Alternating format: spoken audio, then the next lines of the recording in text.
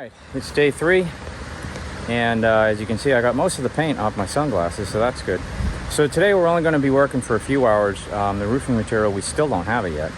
So what we're going to do is we're going to prep for that so that when that does arrive, it's a pretty quick job just laying it down. So what we're doing is what's called the mid blocks. So we've got a bunch of them cut, and I'm going to show you. All we're doing is it's basically to brace this up. So in a minute, Tyrone will get up there and show you what he's doing.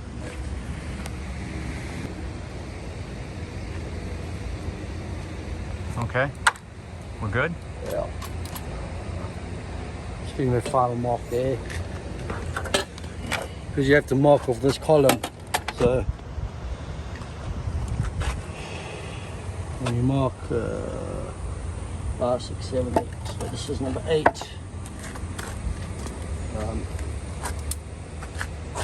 What to do is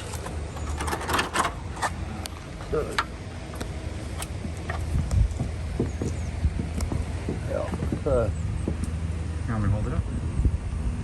You're not really on the line. Where do you want to be? it's going to be on the inside of the line. You want it centered? Nah.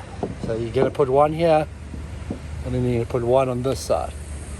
One on this side, okay. One on this side, yeah. Yeah, so you're on the correct side then. So kind of like right there. Yep, you're good.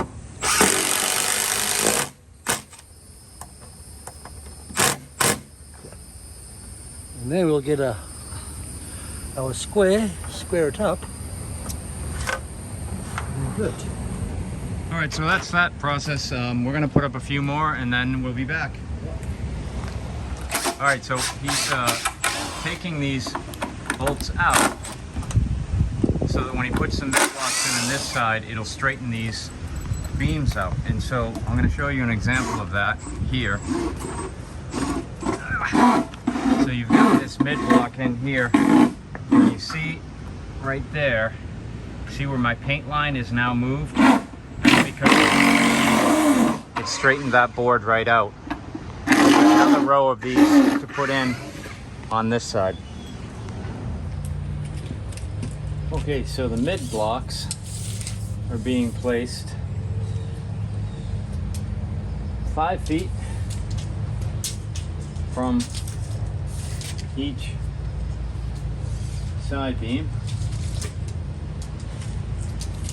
which means they are also being placed about 4.5 feet apart. You'll see they are staggered, which really means it's a lot easier to put the screws in, because you get to put the screws directly in here and here, and then on this side you get to put the screws directly in through there and there. So when I say the mid blocks are spaced 5 feet from either beam, and from here 5 feet, there's your mid block. There's your mid block. And so the only difference is the staggering takes it off by about 2 inches each. Hey everyone, well, the roofing material has arrived. Here we have it right here in 20-foot sheets. And to catch up on where we're at, the mid blocks are all in, and you'll note that they're staggered just a little bit. And next goes the boards on top. And what do you call those boards? Purlins. Purlins. Yeah. Okay. We've got 2x4 purlins. And the roofing just gets nailed to those? The roofing gets screwed to those purlins. And the Screwed. purlins get screwed to the rafters, so it's all strong. The mid blocks are in to stop the rafters from twisting over time. All right. You can put them all in line if you want, but standard is just. Yeah, standard is to just stagger them a little bit. As long as they're right next to each other, and that way the boards can't twist because they're such wide boards. Yeah. They will definitely twist over time. All right, so it's a big day. The roofing's going on today. Yep. So everything under it after today will actually be in the shade.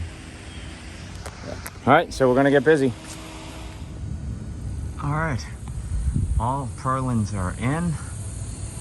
And next step will be the roofing.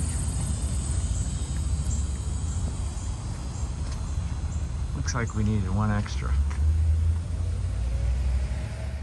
Okay, so here's all the sheets of insulation that Tyrone's been cutting.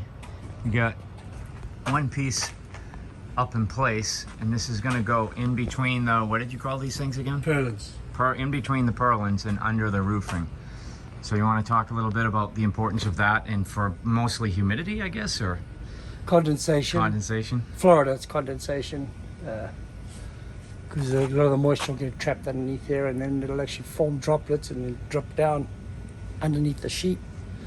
So by putting that piece of 3/4 foam in there, you close that gap up to 1/4 of an inch, 1/2 inch, 1/4 of an inch, and that'll actually stop that completely. So with how high it is, it's not really being used for heat insulation from the sun. Yeah, It's just that with all the humidity in the air and all that, we're just stopping condensation from forming. I mean, it helps a little bit, but I mean, If you're up there. yeah, if you're up there, Yeah. So if you stood on that table, you'd be able to tell there was a little insulation, but down below probably not you much. won't. It really doesn't. The condensation is the main fact. If it was all closed in, you know, you might save a little bit, but there's no air conditioning here. Right. And if you did, I want to get part ownership of that. I've got an AC that AC's the world. All right, so that's the next step, putting these Yeah. sheets up, and then the roofing goes down. And you're Yeah. pre-drilling the roofing? I'm pre-drilling the sheets because it's a real simple 2 foot apart, 2 foot centers, and I make spaces and I screw off each end first, and then I throw mid blocks all the way down, spacer blocks. So the ends are good, the middle is good, and then I screw everything off. With metal sheets, if you can pre-drill, it's when you're up there drilling and screwing off a sheet, it's easier just to put a screw in the hole than having to look for a purlin and then put a hole, which Right, then you get right. screw lines like this. Yep. Oh, we could go.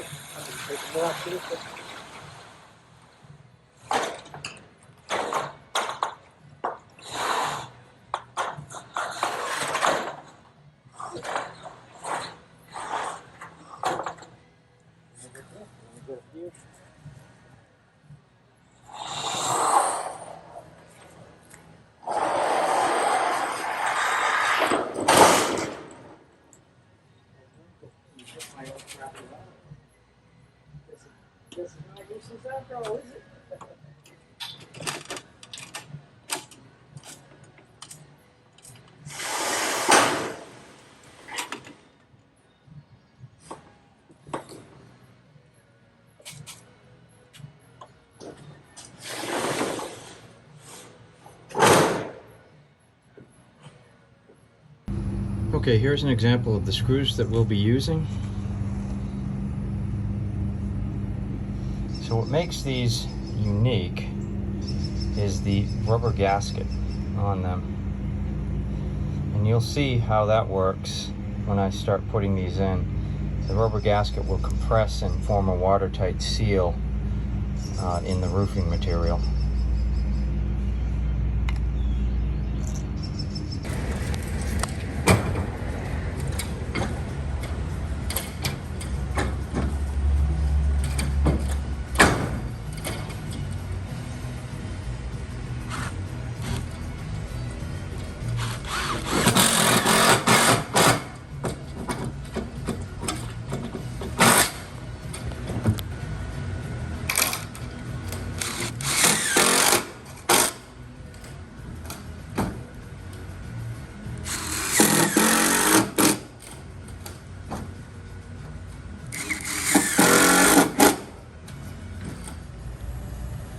Just one roofing panel left. We almost got it. Here's your street view.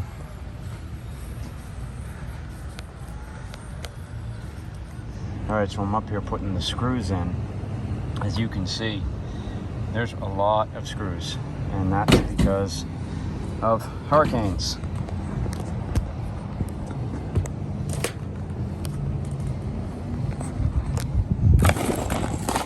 using these, and we're using Tyrone's impact driver. They're not hard. They go into the foam insulation and kind of hold it. And see how the rubber gasket expands when it gets tight? That seals it, makes it waterproof. This guy doesn't look like he's in enough. There you go. So, there you go. That's how you do these roofing screws. Okay, almost done with the screws, and Tyrone's putting on the top flashing. So we call rake angle, rake flashing, or gable. People call it different things. Just neatens up everything, but you must put mastic. See, there's some mastic there. Okay, let me get a close up of that. There you go. Yeah. That seals it? Yeah, it seals up. You put the screw behind it, so I'll show you now. So that's kind of to the front, and we put the screw behind it. So the mastic is kind of there. So we'll put it behind it. And that way the water can't get in there. All right. Geez, I got 4 screws left. I know I got at least 3 here. There's bound to be one that was missed somewhere on this. Oh, there's a few down there. Yeah, there's a couple on that edge. I did the ones on that far end over there. I'll get some. I want to put some more screws down there. Yeah, I think this corner here needs one. Yeah. She's not going nowhere. Nope, man, it's strong enough to hold both of us up here walking around. So. Well, it better be, because otherwise I'll give up what I'm doing. I'll go work at Walmart. Hey, leave me at least 3. I'll give you 3. Oh, wow. Such a calm guy. Calm fella. All right, I'll be back. I'll be back. All right, so there's a side view of the flashing. We ran out of screws, and the thunderstorm's coming, so it's probably a good time to pack up. But the roof's completely on. That's great. All right, it's pouring out. It's the end of day 3 because we got a lightning storm going on, but we are now under a completed roof over the table. Seems Not bad like, for 3 days. It seems like we put a bit of a fall on the roof. The water's not sitting on it. No, it's working well. Not The bad. laser level is 1 again. All right, well, essentially that's it. That's how you do it in about 3 days, 2 people. Although at different times, painting I worked on my own, but that wasn't really part of the 3 days. So you won't get it painted as well in 3 days. And Tyrone had to work on his own a lot today as well, because I had to work, so. Muscles, baby. What was that? Muscles. Yeah. If you can put up with the 95-degree heat and working this stuff, you're a Floridian. All right. I'll see you soon. We got a few more steps to do, but pretty much done. Take care. One small change that I made, or an addition I made, is these pieces here. No, they weren't painted. They weren't part of the original plan. They don't really add anything structurally. I guess maybe they add a little bit, but primarily I wanted them in just to give the structure a little bit more of a sense of strength. So if you look at it, let's back up from a distance. You know, they just kind of, instead of the posts just sitting there completely on their own, they've got a brace in. And once they're painted white, and I've added the screen pieces in and all that, I think it'll really tie it together really well.